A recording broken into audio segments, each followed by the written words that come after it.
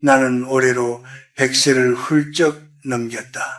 사람들이 내 나이를 들으면 먼저 묻는 것은 언제 은퇴했느냐가 아니라 어떻게 그렇게 오래 버텼느냐는 질문이다. 그러나 솔직히 말하자면 내가 오래 살 수 있었던 이유는 강인함 때문이 아니라 수없이 길을 잃어보았기 때문이다. 젊은 시절에 나는 늘 남을 보며 살았다. 친구의 성과, 동료의 승진, 신문에 실린 이름들, 그 모든 것이 내 삶의 방향을 조용히 결정하고 있었다. 나는 그것이 경쟁이라고 믿었고 성실함이라고 착각했다. 하지만 지금 돌이켜보면 그것은 비교였다. 그리고 비교는 언제나 아주 점잖은 얼굴로 다가온다. 처음에는 자신을 채찍질하는 동기처럼 느껴진다.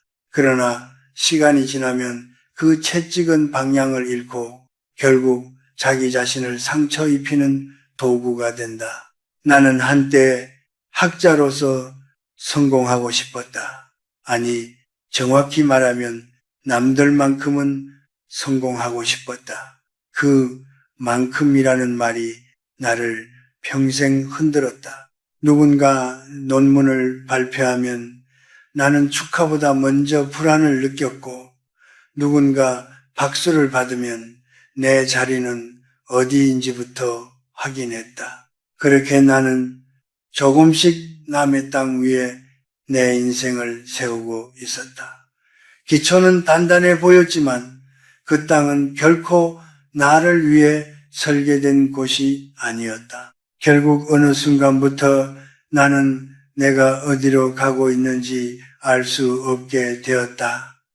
방향은 있었지만 목적은 없었고 속도는 있었지만 의미는 비어 있었다. 한국 사회는 오랫동안 비교를 미덕처럼 가르쳐왔다. 시험 점수, 대학 이름, 직함과 연봉, 나 역시 그 구조 속에서 자랐고 그 질서에 충실한 사람이었다. 그러나 나이가 들수록 분명해지는 진실이 하나 있다. 노년에 가장 크게 남는 후회는 실패가 아니다. 더 잘할 수 있었는데 못한 일이 아니라 끝내 나 자신의 목소리를 듣지 못하고 살았다는 사실이다. 나는 수많은 노년의 사람들을 만났고 그들의 눈빛 속에서 공통된 그림자를 보았다. 그때 나는 왜 그렇게 남을 기준으로 살았을까? 이 문장은 언제나 늦게 도착한다. 비교의 가장 무서운 점은 당신이 그것에 빠져 있다는 사실조차 모르게 만든다는 데 있다. 비교는 소음을 만든다. 그 소음 속에서는 자신의 심장 소리를 듣기 어렵다. 나는 시인이 넘어서야 처음으로 그 사실을 깨달았다. 어느 날 아침 연구실 창가에 앉아 문득 이런 질문이 떠올랐다. 나는 지금 누구의 인생을 살고 있는가? 그 질문은 나를 무너뜨렸고 동시에 다시 세웠다. 그 순간부터 나는 처음으로 외부가 아닌 내부를 바라보기 시작했다. 늙어보니 분명히 알겠다. 인생의 전반부는 남을 따라가느라 바쁘고 후반부는 그 길이 내 것이었는지 확인하느라 늦는다. 그러나 깨달음이 늦었다고 해서 의미 없는 것은 아니다. 오히려 그 깨달음은 남은 시간을 전혀 다른 깊이로 바꿔준다. 비교를 내려놓는다는 것은 패배를 인정하는 일이 아니다. 그것은 비로소 자기 삶의 주인이 되겠다는 선언이다. 나는 100년을 살며 그 사실을 몸으로 배웠다. 그리고 지금 이 이야기를 듣는 당신에게 조용히 말해주고 싶다. 남의 속도로 걸어온 세월이 길었다면 이제는 자신의 호흡으로 한 걸음 내디뎌도 늦지 않다고. 정말로 늦은 것은 끝까지 남의 눈으로만 세상을 바라보는 일뿐이다. 내가 비교의 소음을 조금씩 줄이기 시작했을 때 세상은 갑자기 조용해진 것이 아니라 내 귀가 달라졌다는 사실을 나중에서야 알게 되었다. 외부의 소리는 여전히 거기 있었지만 그것들이 더 이상 나를 끌고 가지 못했다. 사람들은 종종 묻는다. 어떻게 하면 내면에 집중할 수 있습니까? 그러나 집중은 기술이 아니라 태도의 변화다.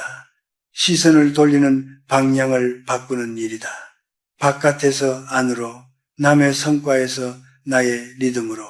나는 50대 중반에 처음으로 의도적으로 속도를 늦췄다. 학교에서는 치명적인 선택처럼 보였다. 더 많이 발표해야 할 나이에 더 조용해졌기 때문이다. 그러나 그 침묵 속에서 나는 처음으로 나 자신과 긴 대화를 나누기 시작했다. 무엇이 나를 설레게 하는지, 무엇이 나를 지치게 하는지, 놀랍게도 그 질문들은 젊은 시절 한 번도 진지하게 묻지 않았던 것들이었다. 우리는 보통 너무 늦어서야 자기 자신을 인터뷰한다. 수많은 연구가 말해준다. 중년 이후 삶의 만족도를 결정하는 가장 큰 요소는 성취가 아니라 일관성이다. 내가 어떤 사람인지, 무엇을 중요하게 여기는지 그 기준이 삶 전반에 얼마나 일관되게 반영되어 있는가. 노년에 행복하다고 말하는 사람들은 공통적으로 내가 선택한 삶을 살았다고 말한다. 선택의 결과가 항상 성공적이었기 때문이 아니라 그 선택이 자기 자신에게서 나왔기 때문이다. 나는 교수로서 수천 명의 제자를 보았다. 가장 오래가는 사람들은 가장 똑똑한 이들이 아니었다. 그들은 비교적 조용했고 자신의 방식에 대해 고집이 있었다. 세상이 요구하는 속도보다 자신의 리듬을 더 신뢰했다. 젊을 때는 그들이 느려 보였지만 세월이 흐르자 그 느림이 깊이가 되었다. 늙어보니 확실히 보인다. 인생에서 진짜 빠른 길은 남을 따라 달리는 길이 아니라 자기 방향으로 꾸준히 걷는 길이다. 내면에 집중한다는 것은 세상과 등을 지는 일이 아니다. 오히려 세상을 더 정확히 바라보는 방법이다. 중심이 서면 판단이 흐려지지 않는다. 누군가의 말이 당신을 흔들지 못하고 박수와 비난이 같은 무게로 느껴진다. 이것은 무감각이 아니라 성숙이다.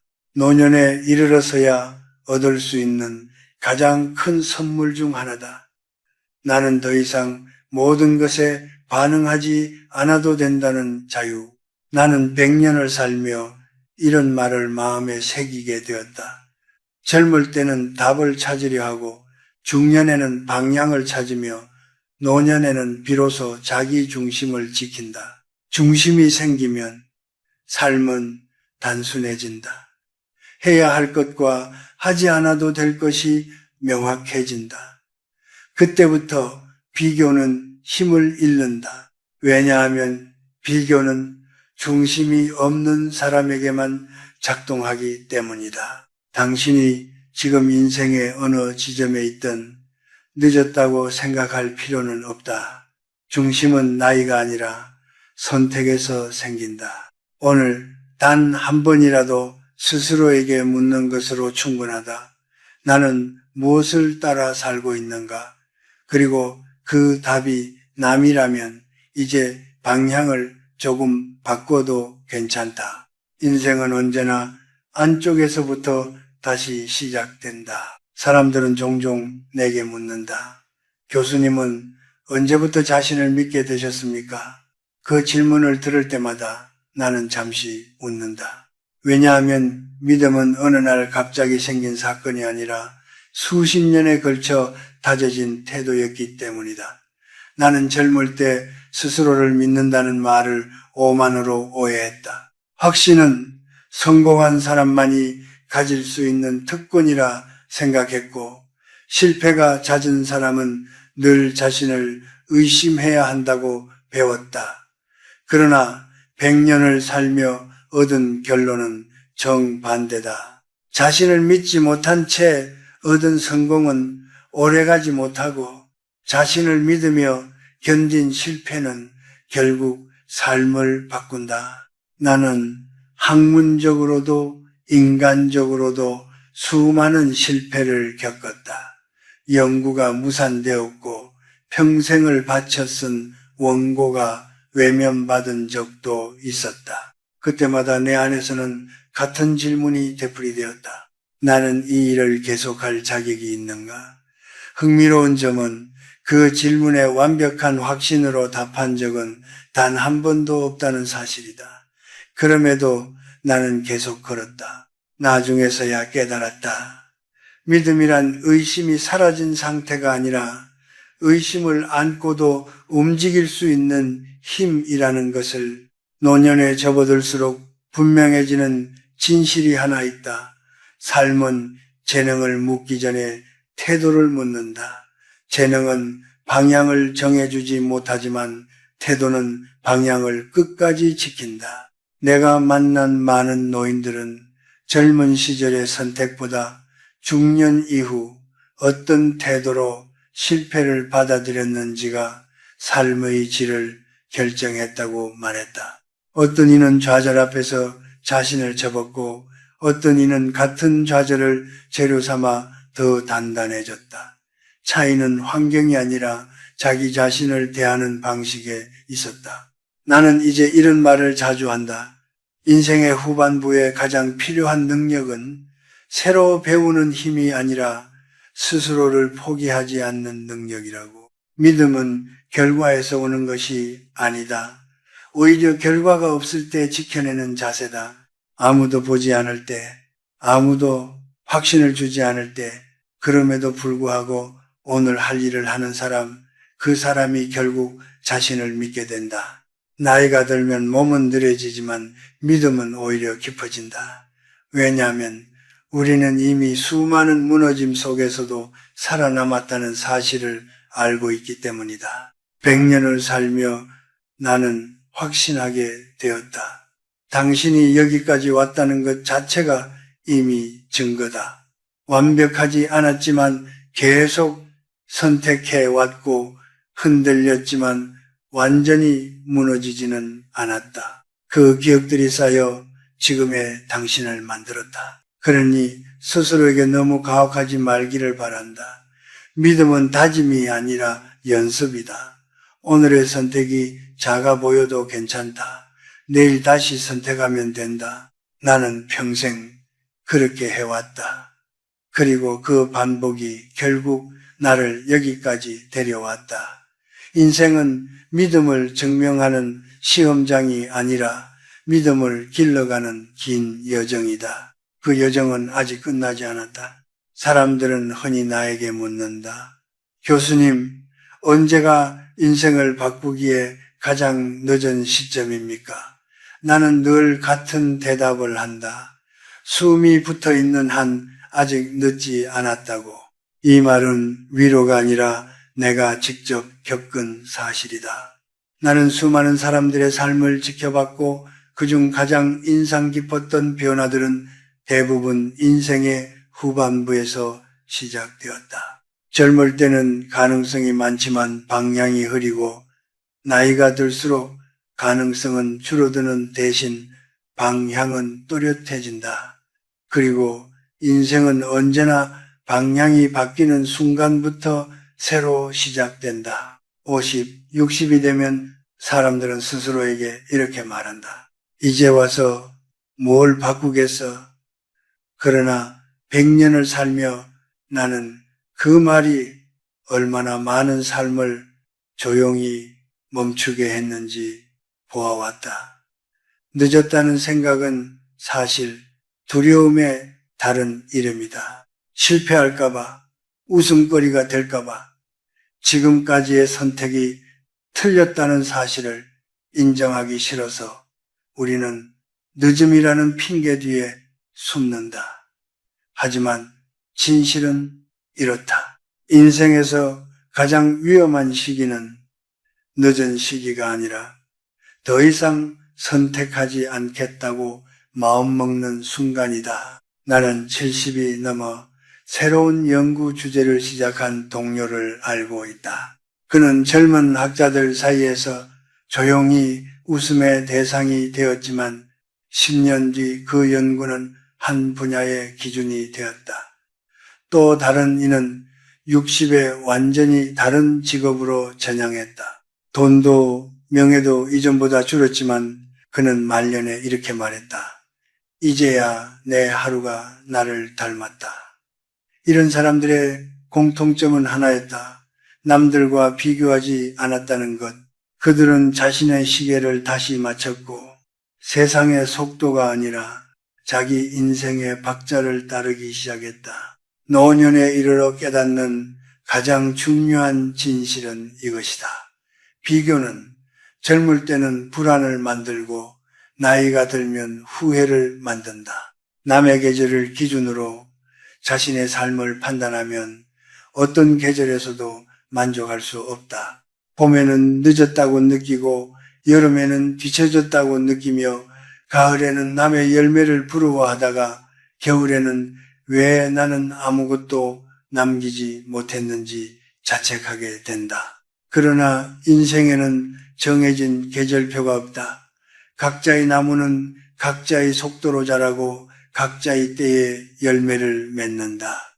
나는 이제 100년을 넘긴 삶의 끝자락에서 확신한다.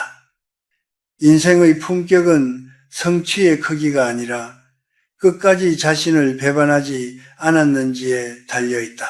남의 기준으로 살다 보면 안전해 보일 수는 있지만 그 안전함 속에서 자신을 잃는다. 반대로 자신의 선택으로 사는 삶은 불안해 보일 수 있어도 그 불안 속에는 생명력이 있다. 그 생명력이 사람을 늙지 않게 만든다. 지금 이 이야기를 듣는 당신이 40이든 50이든 혹은 그보다 더 많은 세월을 살아왔던 상관없다. 오늘 다시 선택할 수 있다면 그 선택은 늦지 않았다. 비교를 내려놓고 두려움을 아는 채로 한 걸음 내딛는 것. 그것이 내가 100년을 살며 배운 가장 단순하고도 가장 어려운 진리다. 인생은 언제나 이제 와서가 아니라 지금부터로 다시 쓰일 수 있다.